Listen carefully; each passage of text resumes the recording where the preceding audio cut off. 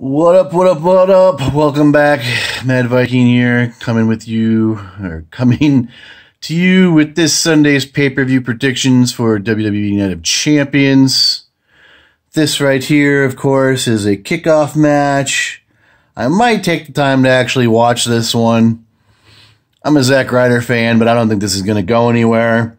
I'm sure it's probably going to be your typical BS kickoff match that's the ring entrances probably last longer than the actual match. But this is the Battle of the Broskis. They finally broke up the Hype Bros. They never went anywhere after they brought up Mojo Riley to the main roster. It was kind of a shame. They were supposed to win the titles at one point, but Ryder got hurt, and you could tell he was horribly emotionally hurt when it happened because that was a title for him. He's only won one title. Oh, wait, I think he was a SmackDown Tag Team Champion once back in the day with Kurt Hawkins. I'm not positive. But he hasn't, other than that, in the United States title, the guy, out of his entire career, he's had nothing. And I felt so bad for him that he missed half a year, came back. They were pushing Mojo at the time, and they reformed the Hype Bros, and nothing ever came of it. Just a couple of job matches. I don't even know if they had pay-per-view matches. The WWE did nothing with them. So they finally broke them up. Mojo turned on Ryder. What would I like to see here? I'd like to see Ryder get a victory, but are they going to have Ryder get a victory over Mojo, who's considered, fresh talent? He's been around now for, a year or two. So, who are they going to let take the fall here? Granted, I don't see this turning into a feud. I just see it as a one and out. I could be wrong, though, but like I said, I want to pick Ryder. I think he deserves better than what he gets. He's in that type of boat with Ziggler, but he's not as talented as Ziggler, but he can certainly be entertaining and put on good matches. We've seen it before. He's just one of those guys WWE has nothing to do with anymore. But they keep around for whatever reason. But I'm just gonna, like I said, I want Ryder to win, but he's not gonna win. It's gonna be Mojo Riley over Zack Ryder. Kickoff match. Next up, we have the Fashion Police, Fandango, and Fandango, Breezango, but okay, I guess they're not the Fashion Police. It's just their stupid show. Well, their show has been moved now. It's no longer going to be on SmackDown or on pay-per-views. It's now only on the network, I guess. Versus the newly formed Bludgeon Brothers. I was kind of crapping on this when I first heard about it, and I saw that they had those stupid hammers, but it's working for me. They still kind of have a Wyatt family mystique. They still kind of talk and act the same way. They just now have matching uniforms.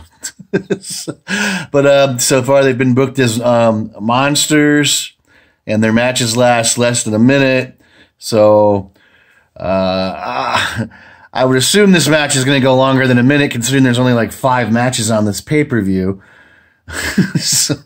But I don't see it going any way other than the Bludgeon Brothers beating Freeze Dango or whatever. It'll probably be competitive. And it'll probably be booked the same way they booked them against the Usos a few months back, to where people actually thought they were going to beat the Bludgeon Brothers, but it's just not going to happen. Bludgeon Brothers over Freeze Dango. Next match, it's the SmackDown Tag Team Championships on the line in a 4-way tag team match. It's obviously the New Day versus the Usos versus Gable and Benjamin, Rusev Day, and Simon Gotch, right? Yeah, Gotch. No, I don't know. Whatever his name is. Let me make sure. In English. All right. Anyway, Usos are now on maybe a 2-month title run. New Day's not getting these titles back. I'd be pretty pissed off if they do. Rusev and English are kind of on a run now as being fan favorites. Benjamin and Gable, I don't know. I must be missing their matches because I really don't see them on SmackDown. And I love the Usos. I've loved the New Day matches, but this is probably going to be just a free-for-all ish storm. But like I said, I still kind of shake my head that they have Benjamin back in a tag team when he should be going for singles titles. But hopefully this doesn't last very long. If anybody wins the belts, I'm going to say it's going to be Rusev and English. But I don't know. For some reason, I just don't see it happening. If it does, though, that's who I'm picking. But I'm going to say the Usos retain for now. They're hot. Their gimmick's good.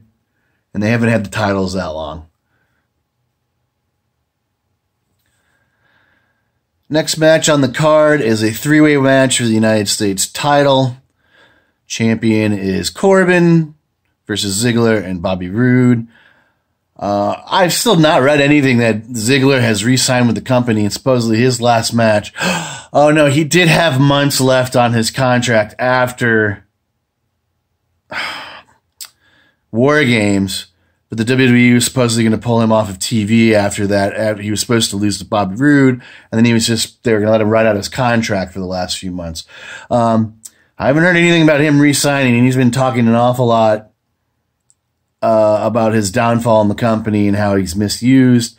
I even read that he doesn't plan on re-signing, and the WWE doesn't plan on offering him a contract. So I guess that answers my question. He's just writing out the rest of his contract. But obviously they're taking full advantage of him while he's still here because he hasn't missed a pay-per-view.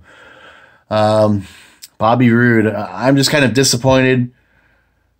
He's fresh off NXT, being super hot, and they've basically buried him already too, like they did Nakamura.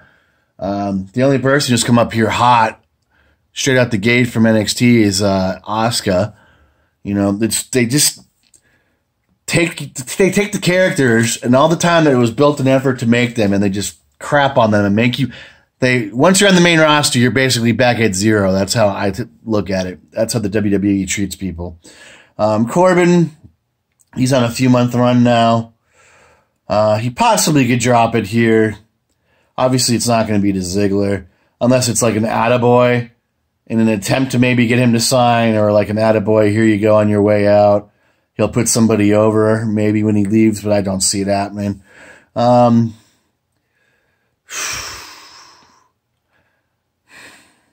So hard, because all three of these guys are just booked ridiculously horrible. I'm just going to go out on a limb, and I'm going to say Bobby Roode gets the title. They have to be doing something with him. You know, since he's been brought up, he hasn't won a title. He hasn't really been in any good feuds. This could elevate him, obviously. But like I said, Corbin's just got the belt, but they don't seem to be doing anything with him while he has it.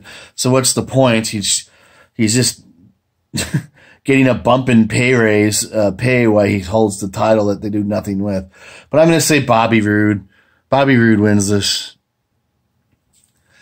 Next match on the card, we have Shinsuke Nakamura teaming up with Randy Orton versus Kevin Owens and Sami Zayn, with special guest referees Shane and Daniel Bryan. I think this is pretty obvious in what's going to continue to happen here. Sami Zayn, Owens are going to pull their crap. Orton and Shinsuke are going to basically be on top for most of this match. Something's going to happen to Shane.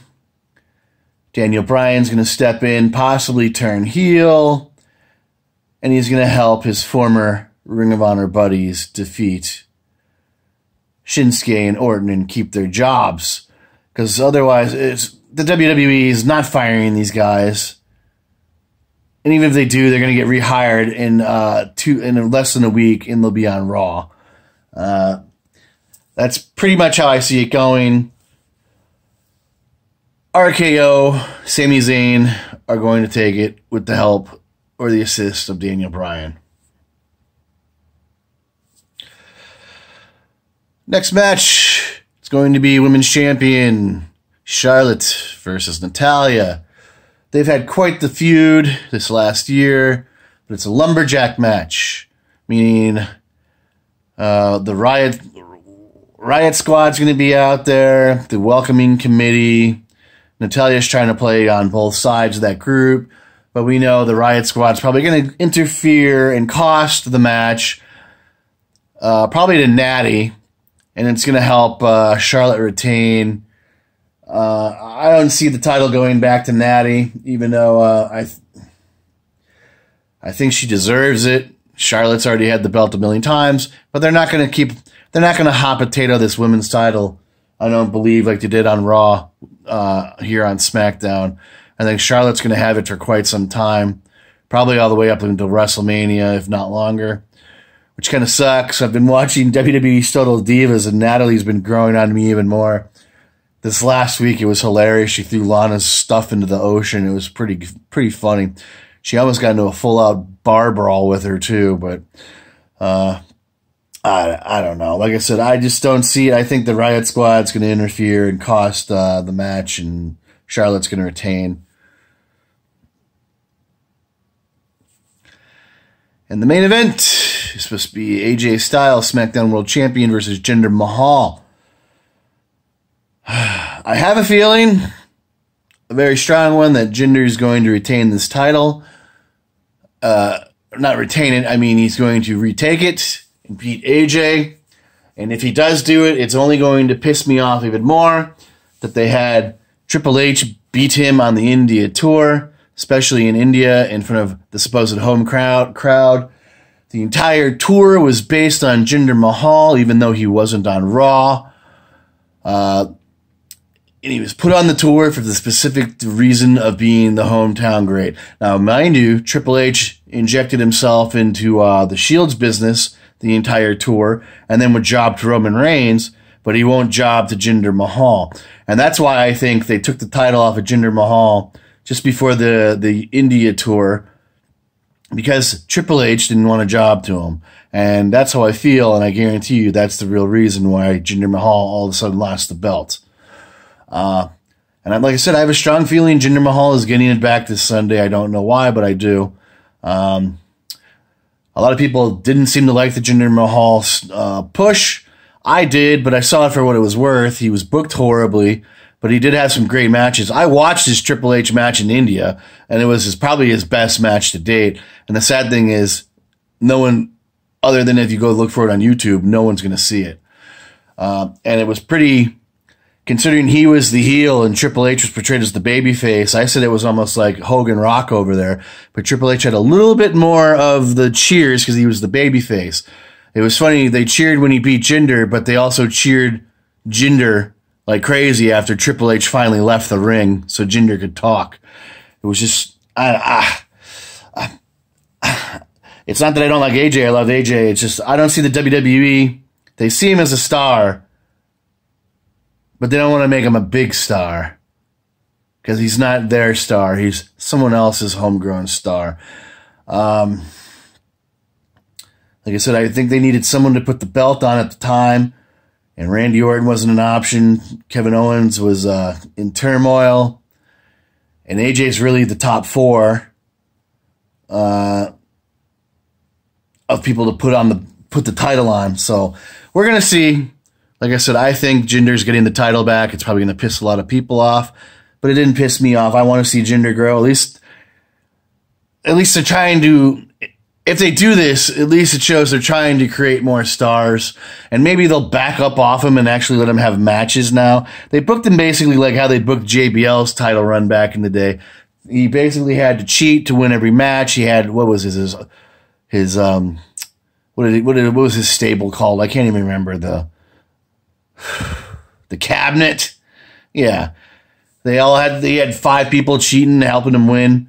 And they helped, and he won in the most despicable ways. Now, granted, they didn't do that totally with Jinder, but it was basically, in my eyes, that's how it reminded me of the same type of push.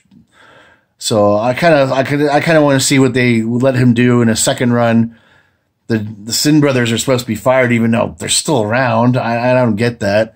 But if they give him an honest run and let him just be him, I think fans would come around and start to actually enjoy Jinder.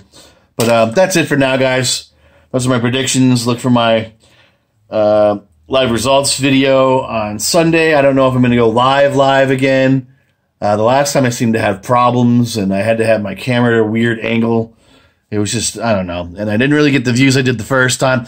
I got them right away when I turned the camera on, but I had to shut the camera off 3-4 times, and I lost the crowd. But I did have people show up, so, but I don't know. We'll see. We'll see what happens. But that's it for now, guys.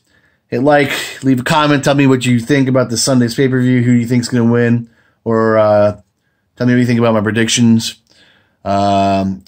I do have the huge unboxing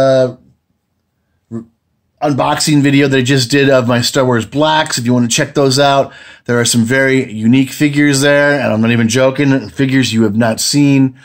I saw Star Wars last night. I don't know what to think. But that's it for now, guys. I'm starting to ramble. Like I said, hit like, leave a comment, subscribe, hit that notification button. Like I said, watch for my video on Sunday, and that'll probably be it for now. Mad Viking out. Peace.